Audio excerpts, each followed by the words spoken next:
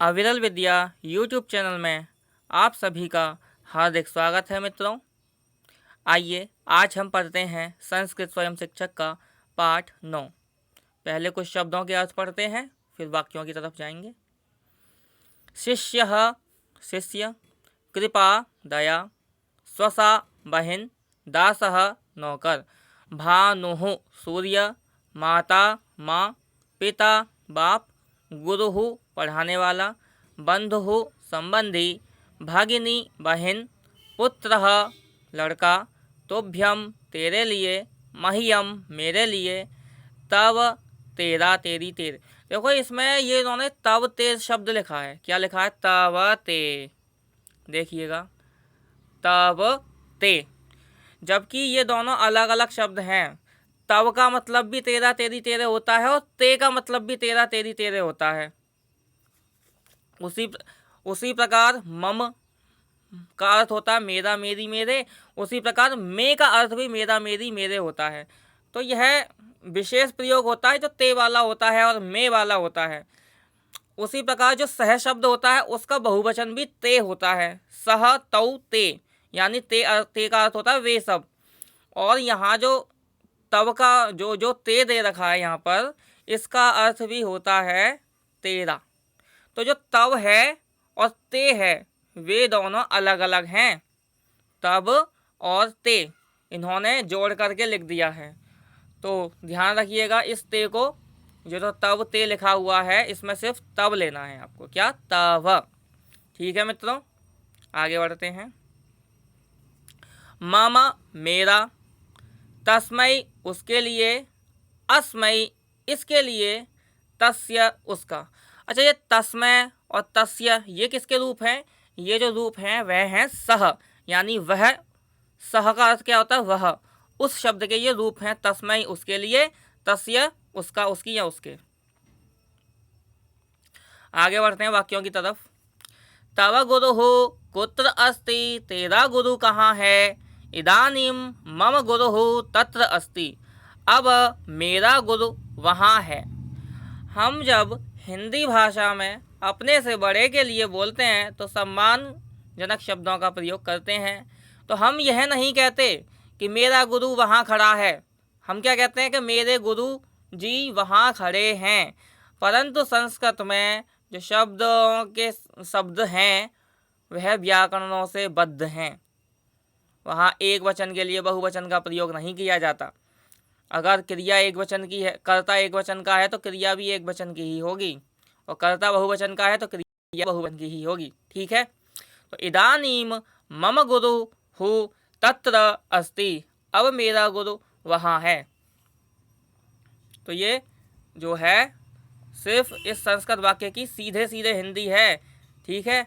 इदानीम अब, मम मेरा, गुरु गुरु, तत्र वहाँ, अस्ति है। ठीक है। वैसे क्या बनेगा? मेरे गुरु वहाँ हैं हिंदी में। मम माता अद्य सायं वनम गमिष्यति। मेरी माता आज शाम को वन जाएगी।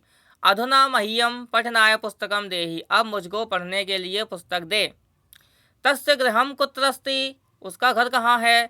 तव दासः ग्रामं गमिष्यति किम? तेरा नौकर गांव को जाएगा क्या? तव पुत्रः कदा वनं गमिष्यति? तेरा पुत्र कब वन को जाएगा?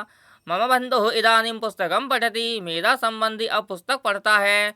मम माता पुष्पमालां करोति। मेरी माता पुष्पमाला बनाती है। तव पिता, तव च माता, तेरा पिता और तेरी माता। पानाय मह्यम जलम देहि। पीने के लिए मुझे पानी दे। 12वां वाक्य। स्नात्वा सायं आगमिष्यति। स्नान करके शाम को आएगा। स्नात्वा सायं आगमिष्यति। स्नान करके शाम को आएगा। 13वां वाक्य। नहीं नहीं सह ग्रामं गत्वा रात्रो आगमिष्यति। नहीं नहीं, वह गांव जाकर रात्रि को आएगा। मित्रों आइए और कुछ शब्द पढ़ते हैं। एक क्षति चाहता है। एक क्षति चाहता है। मैं यहाँ पर वह को नहीं मान रहा अभी, क्योंकि एक क्षति किसी भी एक वचन शब्द के साथ आ सकता है, अहम और त्वम को छोड़कर। तो सह इच्छति होगा तब होगा वह चाहता है। ठीक है, तो अगर ये कहते सह इच्छति तो होता वह चाहता है, अगर ये कहते रामः इच्छति तो होता राम चाहता है। लेकिन अगर इन्होंने कहा इच्छसी तो इसका अर्थ तू चाहता है यही होगा, लिखें चाहे ना लिखें। क्यों? क्योंकि इच्छसी जो है वह त्वम के लिए रिजर्व्ड है पहले से ही। ठीक है, तो इच्छति चाहता है, लिखति लिखता है, इच्छसी तू चाहता है, लिखसी तू लिखता है, इच्छामी मैं चाहता हूँ, लिखामी मैं लिखता हूँ। आप इच्छामी से पहले अहम का प्रयोग करें या ना करें, लेकिन अर्थ वही निकलेगा, मैं चाहता हूँ। पत्रम पत्र, कूपम कुआं, शुद्धम शुद्ध साफ, औषधम औषध या दवा, मार्गः रास्ता, उत्तरीयम दुपट्टा, कर्तुम करने के लिए, लेखितुम लिखने के लिए, भोक्तुम खाने के लिए, स्वीकर्तुम स्वीकार करने के लिए, दातुम देने के लिए, गंतुम जाने के लिए, भक्षयितुम खाने के लिए, आगंतुम आने के लिए, पातुम पीने के लिए, नेतुम ले जाने के लिए, पठितुम पढ़ने के लिए, आने तुम लाने के लिए। अभी हमने पिछले पाठ में पढ़ा था कि पठनाय, तो उसमें क्या था कि जो पठनम शब्द हुआ, पठनम का अर्थ होता है पढ़ना, उसकी चतुर्थी विभक्ति में पठनाय बन गया। किंतु एक प्रत्यय होता है तुमुन प्रत्यय, जो तुमुन प्रत्यय जब धातु से लगता है तो वह भी उसी अर्थ में प्रयोग किया जाता है जिस अर्थ में चतुर्थी विभक्ति प्रयोग की जाती है, यानी के लिए, अर्थात के लिए। जब भी के लिए आएगा तो वहाँ पर हमें अधिकतर किसका प्रयोग करना है, या तो शब्द रूप में समझाऊं तो चतुर्थी विभक्ति का, और वैसे आपको तुमुन प्रत्यय का प्रयोग करना है। तो आप चतुर्थी विभक्ति का प्रयोग करें या तुमुन का प्रयोग करें, बात वही पड़ेगी। तो भोक्तुम का अर्थ भी खाने के लिए होगा, और भोक्तुम का अर्थ जो है वो होगा खाने के लिए, और भक्षणाय इसका अर्थ भी होगा खाने के लिए।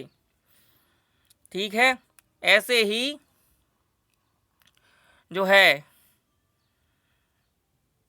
पातुम, जो पातुम शब्द दे रखा है यहाँ पातुम, इसका अर्थ होगा पीने के लिए। उसी प्रकार पानाय, उसका अर्थ भी होगा पीने के लिए, और ये एक दूसरे की जगह इस्तेमाल किए जा सकते हैं। ठीक है मित्रों, आगे बढ़ते हैं। रामचंद्र पुस्तकम पठितुम इच्छति, रामचंद्र पुस्तक पढ़ने की इच्छा करता है। हरिश्चंद्र शुद्धम जलम पातुम इच्छति, हरिश्चंद्र शुद्ध जल पीने की इच्छा करता है। अहम कूपम गत्वा स्नानम कर्तुम इच्छामि, मैं कुएं पर जाकर स्नान करना चाहता हूँ। त्वं श्वः प्रातः स्नानम करिष्यसि किम, क्या तू कल प्रातः स्नान करेगा?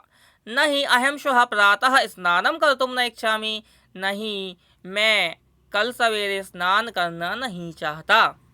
यदि प्रातः न करिष्यसि तर्हि कदा करिष्यसि, अगर सवेरे नहीं करेगा तो कब करेगा? सायं करिष्यामि, शाम को करूँगा, शाम को करूँगा। तो जो करूँगा है इससे पता चलता है कि कौन कह रहा है, मैं कह रहा हूँ। अगर ये कहते अहम सायं करिष्यामि तो हम कह देते कि मैं शाम को करूँगा। क्या करूँगा? स्नान करूँगा। तो जो आमी वाले जो फॉर्म है वो अहम के लिए पहले से ही रिजर्व्ड है। आगे बढ़ते हैं। त्वम इदानीम पठितुम इच्छसि किम, क्या तू अब पढ़ना चाहता है? नहीं, इदानीम अहम फलम भक्षयितुम इच्छामि, नहीं अब मैं फल खाना नहीं चाहता। नहीं, इदानीम अहम फलम भक्षयितुम इच्छामि, नहीं अब मैं फल खाना नहीं चाहता। देखो इसमें थोड़ा गड़बड़ लिख दिया है इन्होंने बीच में न का प्रयोग नहीं किया है वाक्य 9 में। इन्होंने नहीं तो शुरू में लिख दिया, अब इन्होंने कहा इदानीम यानी अब, अहम माने मैं, फलम माने फल को, भक्षयितुम माने खाना, इच्छामि माने चाहता हूँ। तो इसका अर्थ होता कि नहीं। तो इन्होंने क्या कहा पहले वाक्य में, त्वम इदानीम पठितुम इच्छसि किम, क्या तू अब पढ़ना चाहता है? और ये 9वें वाक्य में क्या कहा है? नहीं, नहीं इदानीम अहम फलम भक्षयितुम इच्छामि, कि अब मैं फल खाना चाहता हूँ। क्या कहा कि अब मैं फल खाना चाहता हूँ। और इन्होंने जब हिंदी लिखी तो यहाँ पर लिख दिया नहीं, तो हो गई होगी ये मिस्टेक टाइप करते समय, नहीं लग गया होगा। अगर यहाँ पे हम ना लगा दें, इस वाक्य में कहीं पर भी न लगा दें, जैसे इदानीम अहम फलम न भक्षयितुम इच्छामि, तो हिंदी सही हो जाएगी। और अगर हिंदी में से नहीं हटा दें तो ये संस्कृत सही हो जाएगी। ठीक है, इसमें कोई बात नहीं है। आगे बढ़ते हैं। अकारांत पुल्लिंग शब्द। अब मैं आपको ये पिछले वीडियोस में ये बता ही चुका हूँ कि अकारांत होता क्या है।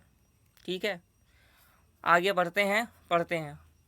अलंकारः जेवर, दंडः सोटा यानी कि एक डंडा, छात्रः शिष्य, ब्राह्मणः ब्राह्मण, व्याधः शिकारी, स्तेनः चोर, स्नेहः दोस्ती, वर्णः रंग, कपोलः गाल, चातकः पपीहा, तरंगः लहर, द्विरेफः भ्रमर या भौरा।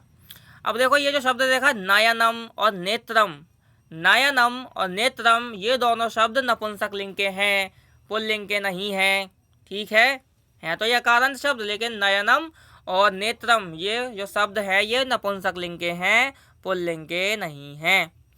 प्रवाहः वेग, शक्रः इंद्र, आतपः धूप, उद्यमः उद्योग या मेहनत, पुरुषार्थः प्रयत्न, उपदेशः उपदेश, ओष्ठः ओष्ठ, कुक्कुरः कुत्ता। और ये बता रहे हैं कि इनके जो रूप हैं वह किसके समान चलते हैं, राम और देव के समान ही चलते हैं। आइए आगे पढ़ते हैं। तेन कर्णे हस्ते च अलंकारः धृतः, उसने कान में और हाथ में जेवर धारण किया है। किया है या किया, दोनों ही मीनिंग में प्रयोग होगा। मित्रेण हस्ते श्वेतः दंडः धृतः, मित्र ने हाथ में सफ़ेद सोटी या डंडा, सोटी को कहते हैं डंडा या सोटी जो भी है, सोटी पकड़ी है, कि मित्र ने हाथ में सफ़ेद सोटी पकड़ी है। कुमारेण मुखे हस्तः धृतः, लड़के ने मुख में हाथ डाला है। कृष्ण हस्तेन रामाय फलम ददाति, कृष्ण हाथ से राम के लिए फल देता है। अत्र जलस्य प्रवाहः अस्ति, यहाँ जल का वेग है। सह पुरुषः आतपे तिष्ठति, वह व्यक्ति धूप में खड़ा है। हे मित्र, कि हे दोस्त, जलस्य तरंगम पश्य, जल की तरंग को देख या जल की लहर को देख। सह सदा उद्यमम करोति, वह हमेशा पुरुषार्थ करता है। आचार्य उपदेशम करोति, गुरु उपदेश कर देता है या उपदेश करता है। जनः मुखेन वदति, पुरुष मुँह से बोलता है। कुमारः व्याघ्रम ताड़यति, लड़का शेर को पीटता है। तस्य कुक्कुरः अन्नम भक्षयति, उसका कुत्ता अन्न खाता है। लोकः नेत्राभ्याम पश्यति, मनुष्य आँखों से देखता है। जो नेत्राभ्याम शब्द है, ये जो है नेत्रम यानी आँख, उस शब्द का चतुर्थी विभक्ति का द्विवचन है। नेत्रम नेत्रे नेत्राणि, नेत्रम नेत्रे नेत्राणि। नहीं, ये क्षमा करना, जो है लोकः नेत्राभ्याम पश्यति, तो आँखों से देखता है। तो ये जो शब्द है ये है आपका तृतीया विभक्ति द्विवचन शब्द है नेत्र शब्द का। नेत्र शब्द का तृतीया विभक्ति द्विवचन। अब द्विवचन में क्या है, नेत्राभ्याम, इसका अर्थ क्या होगा, दोनों आँखों से, यानी दोनों आँखों से। तो जो नेत्र शब्द है, हस्त शब्द है, ये द्विवचन में इसलिए प्रयोग किए जाते हैं क्योंकि ये मनुष्य के शरीर में है, जोड़े में होते हैं। ठीक है, तो लोकः नेत्राभ्याम पश्यति, मनुष्य आँखों से देखता है। मनुष्यः कर्णाभ्याम शृणोति, मनुष्य कानों से सुनता है। उसी प्रकार ये कर्णाभ्याम शब्द भी तृतीया विभक्ति द्विवचन का है। छात्रः प्रातः अध्ययनम करोति, विद्यार्थी सवेरे पठन करता है या पढ़ता है। अब कुछ इन्होंने अभ्यास के लिए वाक्य दिए हैं, उनको पढ़ते हैं। तेन कर्णयोः अलंकारः न धृतः। उसने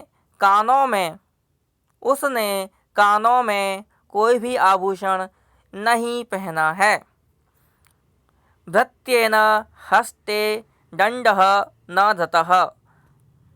भृत्य क्या होता है? नौकर या सेवक। सेवक ने हाथ में सोटी नहीं पकड़ी है या रखी है। कुमारेण हस्ते मोदकः धृतः। लड़के ने हाथ में लड्डू लिया हुआ है। केशवदत्तः धनंजयाय धनम ददाति। केशवदत्त धनंजय के लिए धन देता है। मनुष्यः कर्णाभ्याम शृणोति। मनुष्य कानों से सुनता है। नेत्राभ्याम च पश्यति, और आँखों से देखता है। अब इन दो वाक्यों की संस्कृत बनानी है तो देखो बहुत आसान है कि लड़का शेर को पीटता है तो पीटने को लड़का तो पीटता है, इसकी संस्कृत क्या बनेगी? ताड़यति। और लड़के की क्या बनेगी? कुमारः या बालकः।